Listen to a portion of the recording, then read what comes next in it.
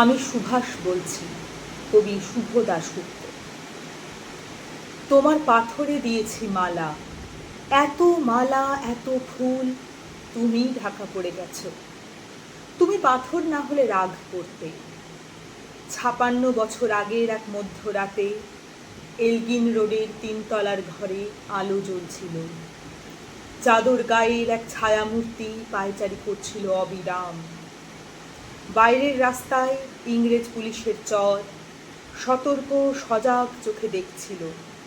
তাদের সব সতর্কতাকে বুদ্ধ বানিয়ে তুমি তখন অন্ধকার চিরে ছুটে চলেছ আলোর পথে। দেশের মানুষ, কাক পক্ষী কেউ টের পায়নি। তুমি চলে যাবার পর ৫৬টা শীত, বর্ষা, গ্রীষ্ম, উধাও, তুমিও। সেই থেকে প্রত্যেক জানুয়ারিতে পৃথিবীর এপাড়া ওপাড়া সব মাটিতে তোমার অনস্বর পায়ের ছাপ, সব রাইফেলে তোমার বুকের বারুদ, সব কুচকাওয়াজে তোমার স্বপ্নের ছন্দ পরশ পাথরের মতো স্বাধীনতাকে খুঁজেছে তোমার অন্তরে লুকিয়ে থাকা খ্যাপা। তোমার গন্তব্য ছিল স্বাধীনতা, তোমার পথ ছিল স্বাধীনতা, তোমার স্বপ্ন ছিল স্বাধীনতা, তোমার প্রেম ছিল স্বাধীনতা। তুমি রক্ত চেয়েছিলে স্বাধীনতার জন্য, তুমি তাই পাথর। যারা স্বাধীনতার আড়ালে চেয়েছিল গদি, চেয়েছিল সিংহাসন, ইংরেজের ছেড়ে যাওয়া লুটের রাজ্যপাট, তারা রইল সুখে। ভারতবর্ষের টাকায় তাদের মুখ, তোমার নয়। ভারতবর্ষের অফিসে আদালতে তাদের ছবি, তোমার নয়। ভারতবর্ষের সংবিধানে তাদের শৈশাবু, তোমার নয়।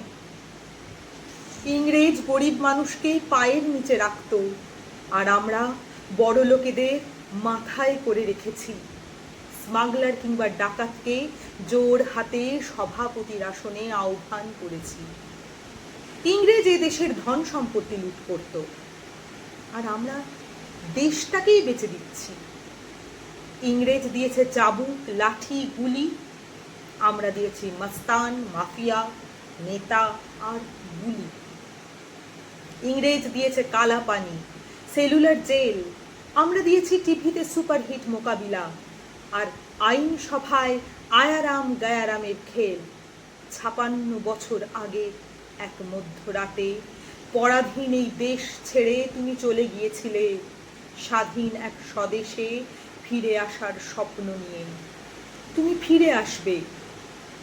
স্বাধীনতা এসেছে, তার কাঁধের ঝুলি ভরে নিয়ে এসেছে ভোট নামক রাজস্ব যজ্ঞ, গণতন্ত্র নামক চিরায়ত মাৎসন্যায়, প্রগতি নামক লোক ঠকানো স্ট্যাটিস্টিক্স, সংহতি নামক বিস্ফোরণের চুরমার, ঐতিহ্য নামক মন্দির মসজিদের ঝগড়া, আর সমুদ্র হিমাচল ভরিয়ে দেওয়া ভাষণ ভাষণ আর ভাষণ।